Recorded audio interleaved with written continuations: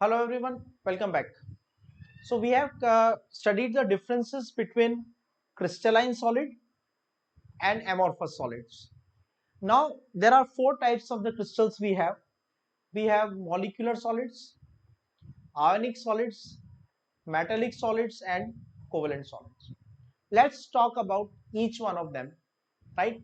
सबसे पहले molecular solids. Molecular solids का मतलब दो चीजें क्लियर कर लो.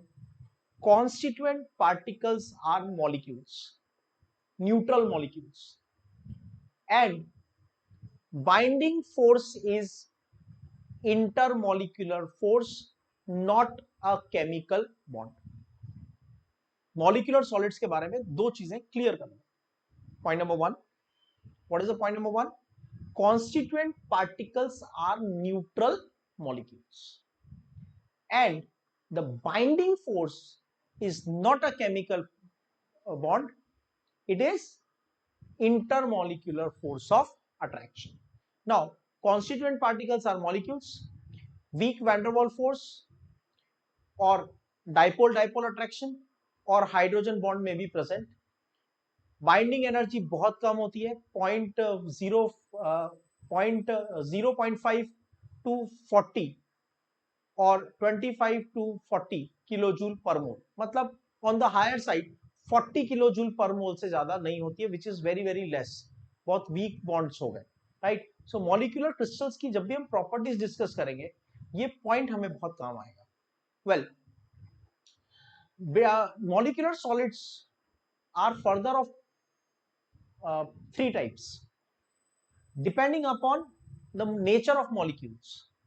अगर नॉन पोलर मॉलिक्यूल है जिनका डाइपोल मोमेंट जीरो है, राइट, तो ऐसे मॉलिक्यूल्स जैसे carbon dioxide molecule, carbon tetrachloride molecule, hydrogen molecule, carbon dioxide molecule, argon molecule, right, ऐसे मॉलिक्यूल्स जिनमें intermolecular forces van der Waals होंगे, जिनका डाइपोल मोमेंट जीरो होगा, दे आर नॉन पोलर.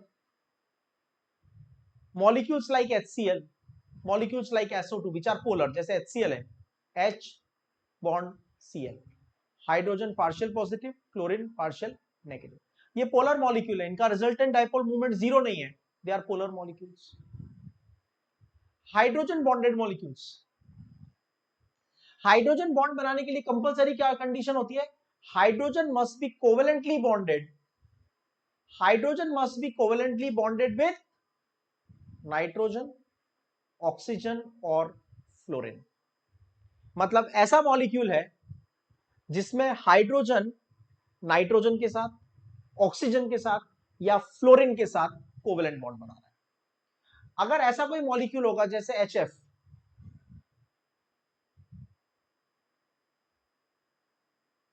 तो यहां पे पोलैरिटी बहुत ज्यादा होती है, पोलैरिटी बहुत ज्यादा होती है, तो दोनों के बीच में जो फोर्स होगा उसको हम डाइपोल डाइपोल अट्रैक्शन नहीं बोलेंगे, उसे स्पेशल नेम देंगे हाइड्रोजन बॉन्ड. ठीक है. Now they are insulator insulator insulator, इसमें कुछ लर्न वाली बात नहीं. इलेक्ट्रिसिटी कंडक्ट करने के लिए आपको फ्री इलेक्ट्रॉन चाहिए, इनमें से किसी के पास फ्री इलेक्ट्रॉन हो ही नहीं सकते क्योंकि ये न्यूट्रल मॉलिक्यूल्स हैं, right, and they have used their bonds, their electrons for the bonding, तो कोई फ्री इलेक्ट्रॉन नहीं है, राइट. मेल्टिंग पॉइंट किस पे डिपेंड करता है? बाइंडिंग पे. मेल्ट करने का मतलब है पार्टिकल विल स्टार्ट मूविंग. ठीक है. मूव करने के लिए उन्हें क्या करना पड़ेगा? इंटरमोलिकुलर फोर्स ब्रेक करने पड़ेंगे. नॉन पोलर के अंदर बहुत वीक वैन डर वाल फोर्स होते हैं, तो बहुत इजीली ब्रेक हो जाते हैं. Melting point is very low. Dipole dipole attraction थोड़े ज्यादा होते हैं, तो मेल्टिंग पॉइंट लो होता है, लेकिन नॉन पोलर से ज्यादा होता है. और हाइड्रोजन बॉन्डेड क्रिस्टल का मेल्टिंग पॉइंट भी लो ही होता है, क्योंकि अल्टीमेटली मॉलिक्यूलर सॉलिड्स को पकड़ने वाला कोई केमिकल बॉन्ड नहीं है. कौन है? वीक इंटरमॉलिक्यूलर अट्रैक्शंस हैं, तो मेल्टिंग पॉइंट तो इनके कम ही रहने वाले हैं, लेकिन जहां वैन डर वाल फोर्स होगा वहां मेल्टिंग पॉइंट बहुत कम होगा. जहां पे आपके पास डाइपोल डाइपोल अट्रैक्शन होगा तो थोड़ा ज्यादा होगा. और अगर आपके पास हाइड्रोजन बॉन्डिंग है तो थोड़ा और ज्यादा होगा, but still all the melting points will be on the lower side. Intermolecular force will be dispersion force or London force. Dipole sorry van der Waals force present होंगे. यहाँ पे dipole attraction होगा और यहाँ पे hydrogen bond will be the force which is holding the particles together.